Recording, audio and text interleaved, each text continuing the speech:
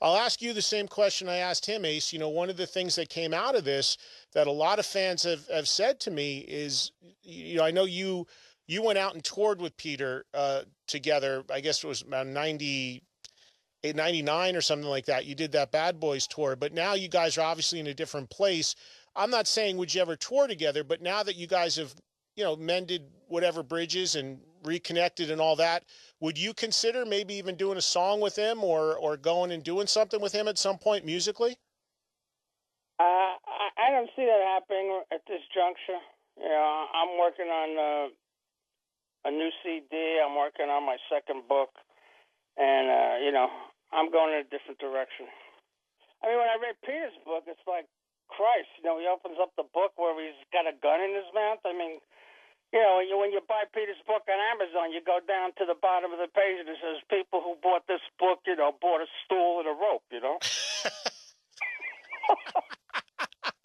But I loved Peter's book because it was so he put it all out there like that. I mean, he really spoke for, you know, anybody knows Peter, he speaks from the heart, man, and and I thought that was reflected in his book as well. Yeah, he didn't go. He didn't. He forgot to say that him and Paul were chronic masturbators too. We used to trade hustlers and playboys and penthouse magazines with each other. Well, you guys can all write. I understand Paul's writing a book too, so you guys can all continue to. It'd be nice if you could communicate more than through the books, though, don't you think? Yeah, well, I mean, you know, we do from time to time. You know, Paul. I mean, what did Paul say not that long ago in the press that we were never really friends? Yeah. Well, they've said a lot of stuff. Do you want to address any of that? Um, I just thought it was hysterical. I mean, I lived with the guy for years. You know, we exchanged Christmas presents, and he's telling me he's not my friend. Yeah, that's well, listen, there's a lot of things that strike me as strange and I have my theories on it, but I mean, you guys were actually not only just a couple years ago, you told me you actually spent a lot of time talking to him as a matter of fact, didn't you? Well, we had reconnected on the phone. I mean, I remember when Gene was doing his roast. I called Paul and we were talking about, you know, I go, Paul, you going to do it? I called Peter, you know, Paul said it wasn't in his comfort zone. Peter said he didn't want to do it, you know. So, you know, I bowed out gracefully, but, you know, and then, you know, we talked a few other times after that, and I called him when I was in L.A. when I was doing the dime bag thing, you know, at the Rock Walk of Fame, Right. you know. But the last couple of years, we really haven't touched base as much. So what do you think is going on here, Ace? Because obviously, again, you guys are nominated for the Rock and Roll Hall of Fame. It's absurd that this didn't happen 15 years ago when you were first eligible, and it's still being discussed. But you've obviously heard what Gene allegedly said and the quotes and about the induction and all that. Where do you stand on all that? Well, look, I'm happy that I'm going to be inducted most likely next year in April in New York City, and it should be a great event. You know, there's no way Gene can put a lid on it. I mean, what's he going to do?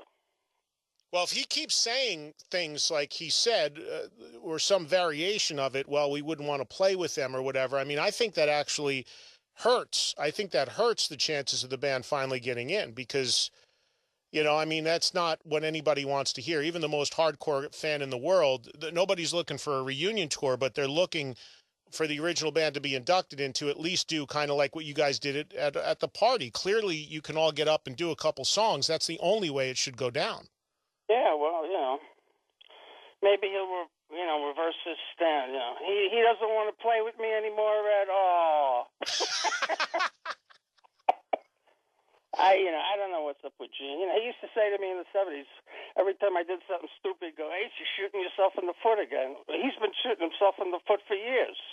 Well, yeah, he has. And the one thing that I think is he continues to dwell on the past, it seems. He doesn't want to acknowledge you or Peter for the people that you've become today. As you said, and congratulations, you're sober 7 years. You know, the interviews still continue to dwell on what was instead of an acknowledgement for what is. And I think that's unfortunate as well.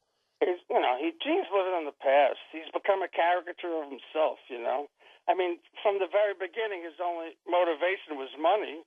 The guy has no friends. He's not respected by his peers. He's pissed off thousands of fans. He's never had a hit single like I've had. I had the most successful Gibson Signature Series guitar in history. He didn't. It goes on and on. He took the safe route. He never got loaded. He never partied. I took the same route. Elvis Presley, Jimi Hendrix, Keith Richards, Jim Morrison. The name, it's endless. I have all this life experience, and thank God I can live to talk about it. What's he going to talk about? All he can do is badmouth other people.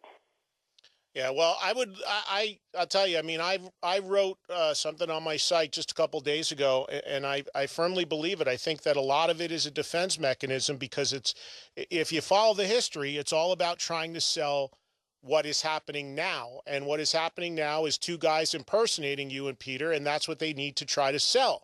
And that's what they're working on selling. So, it's trying to almost, I don't know if it's trying to rewrite history or just trying so hard to sell what they're doing now. But I don't know how you move on when the two people you have in the band now are recreating or trying to what you and Peter did. It doesn't make sense to me. It never did. Everybody knows how I feel. I'm not going to rehash it now.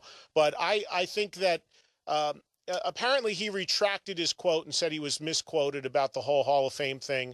I don't know if that's a backpedal or he really was, but I don't think anybody, even the most hardcore Kiss fan, could possibly live through a scenario where there would be the current version of the band playing in place of you and Peter. That would be a travesty of the highest order. So let's hope. The whole point about this, Ace, is I'm worried about the Hall of Fame because the fact that you guys have been ignored by them pretty much for 15 years is staggering to me.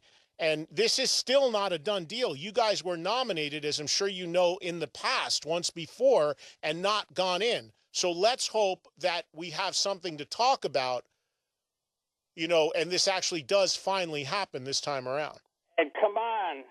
If we don't get voted in this time around, the Kiss fans are going to burn down the Rock and Roll Hall of Fame. Come on. I was looking at the list of the people that were inducted. I'm really in shock of how many, what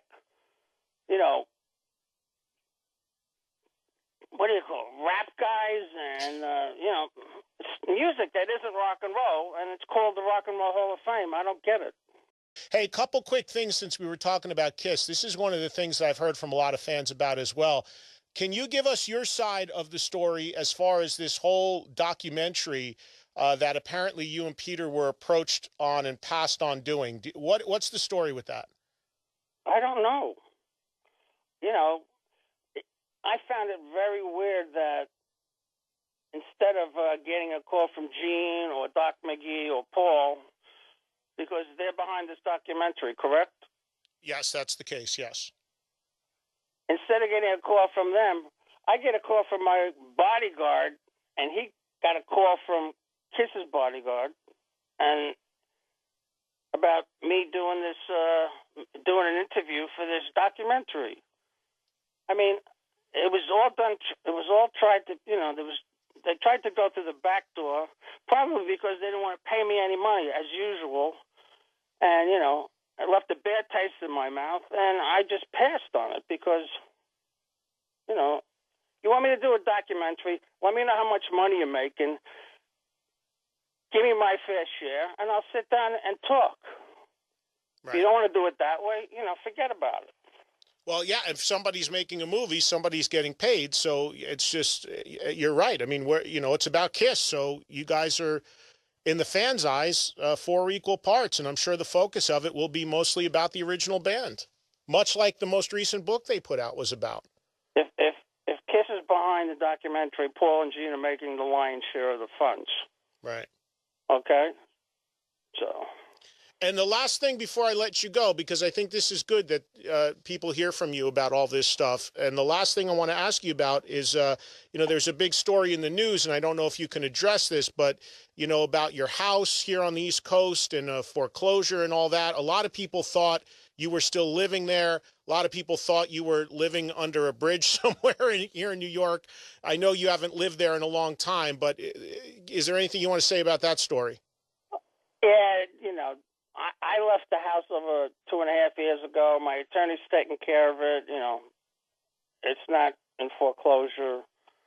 Things get blown out of proportion, and you know, somebody didn't take care of what they were supposed to do, and you know, now my attorney's taking care of it. But you know, basically, I'm out in California now, and I have people living on that property taking care of it. You know, and they've been showing it to people who are interested in possibly purchasing it, and you know, the whole thing was kind of a misunderstanding.